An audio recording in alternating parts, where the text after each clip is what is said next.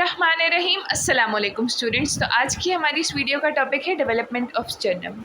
जो हमारे पास स्टर्नम है, हमें पता है कि हमारी बॉडी की एंटीरियर मीडियल साइड पे प्रेजेंट होती है when we are born, okay.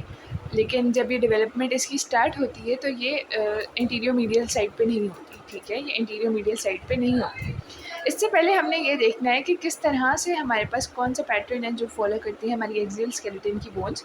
सबसे पहले फॉर्म होगा वर्टिब्रल कॉलम, फिर रिब्स और फिर स्टर्नम, ठीक है। Ribs, vertebral column, ribs and then sternum, okay. So sternum also follows the endochondral method of ossification, जिसको हम क्या कहते हैं कि पहले मेसेंकाइम बनेगी और फिर हाईलाइन कार्टिलेज मॉडल्स बनेंगे और फिर वो रिप्लेस होगी बोन से। जब क्या होगा, वेरी गुड, जब एंजियोजेनेसिस होगा। एंजियोजेनेसिस का क्या मतलब है? जब इसमें ब्लड वेसल्स की सप्लाई आ जाएगी, जब इसमें ब्लड वेसल्स की सप्लाई आएगी तो फिर इसमें प्राइमरी ऑसिफिकेशन सेंटर्स डेवलप होते हैं। क्यों डेवलप होते हैं? क्योंकि ऑस्टियोब्लास्ट आते हैं और वो अपना जो है सब्सटेंस ले करते हैं, ग्राउंड सब्सटेंस ले करते हैं टू फॉर्म द बोन, ठीक है। ये मैंने आपको बार बार बात बताई है हर लेक्चर में। अब इस जब आपको ये पता है कि किस तरह से ये डेवलप हो रही है एंडोकॉन्ड्रल मेथड ऑफ ऑसिफिकेशन में, तो अलहदा से बोन्स की जो है डेवलपमेंट करने की ज़रूरत ही नहीं रही, ठीक है। तो हमारे पास ये इस तरह से डेवलप हो रही है। लेकिन स्टर्नम की मेसेंकाइम कहाँ से आ रही है? असल बात तो मेसेंकाइम की, क्योंकि बाकी तो सारी एक्सियल स्केलेटन की बोन्स इसी तरह से डेवलप हो रही हैं, या हमारे पास लिम्स में भी मेसेंकाइम से फिर डिफ्रेंशिएट हो रही है।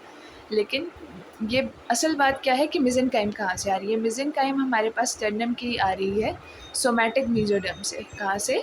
सोमैटोप्ल्यूरिक मीजोडर्म से, यानी लैटरल प्लेट मीजोडर्म के पेराइटल पार्ट से।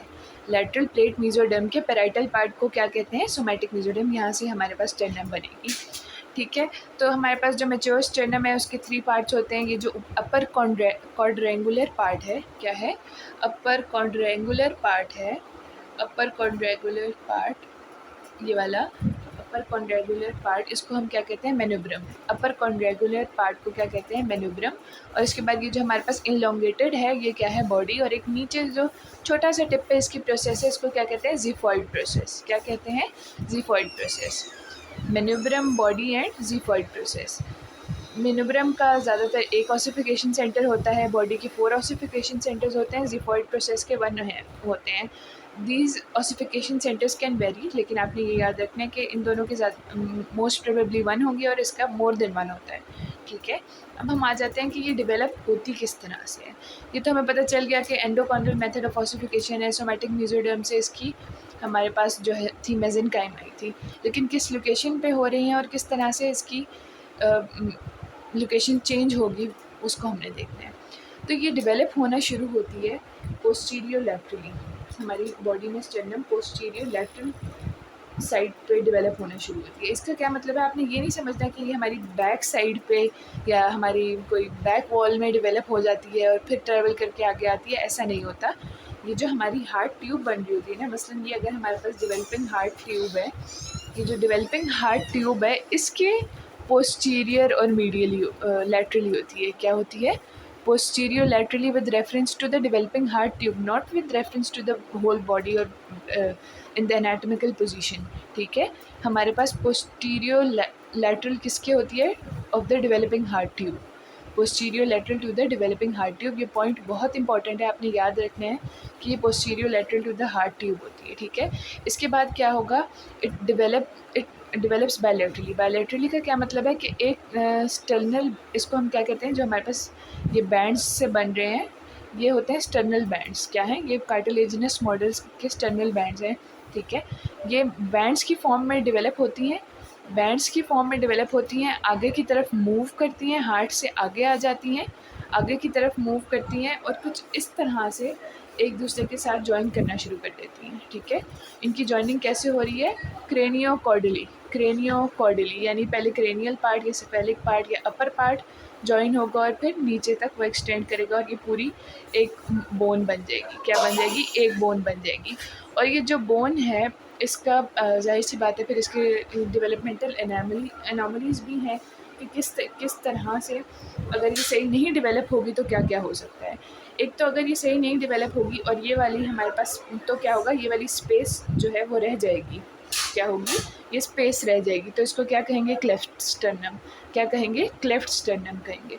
इसी तरह से क्या एक और कंडीशन है जिसको हम कहते हैं पेक्टस एक्सकवेटम। इसमें डेप्रेस्ड और सनकन चेस्ट होती है, यानी नीचे की तरफ दबी हुई हमारे पास चेस्ट होती है, जिसकी जो संकन, जिसकी वजह संकन स्टर्नम होती है। क्या होती है, संकन स्टर्नम होती है। इसके बाद हम आ जाते हैं पेक्टस क्रेनिएटम पे।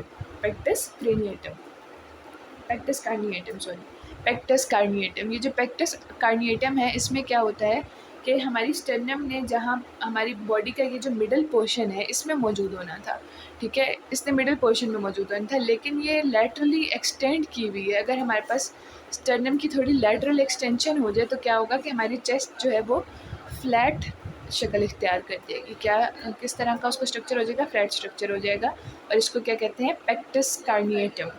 पेक्टस कार्निएटम, ठीक है। इसके बाद एक और डिजीज़ है जो कि है हाइपोप्लास्टिक ऑसिफिकेशन सेंटर्स, यानी ऐसे ऑसिफिकेशन सेंटर्स डेवलप हो जिनमें प्रोलिफरेशन सही से ना हो। क्या हो, प्रोलिफरेशन सही से ना हो और प्रीमेच्योर फ्यूजन हो जाए। क्या हो, प्रोलिफरेशन सही से ना हो। जब प्रोलिफरेशन सही से नहीं होगी तो बोन डेवलप सही से नहीं होगी, ठीक है। और प्री मेच्योर फ्यूजन से भी हमारे पास बोन डेवलपमेंट में ही मसला आएगा कि बोन की ग्रोथ सही से नहीं हो सकेगी और बोन छोटी रह जाएगी, और जाहिर सी बात है फिर उसने जो वेट बेयर करना था वो सही तरह से वेट भी बेयर नहीं कर पाएगी।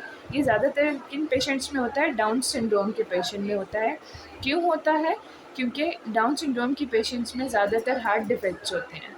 क्या होते हैं, हार्ट डिफेक्ट्स होते हैं, जिनकी वजह से वो स्टर्नम भी अफेक्ट होती है। Okay, so that's all for today. I hope you find this video useful. Stay tuned and subscribe to my channel.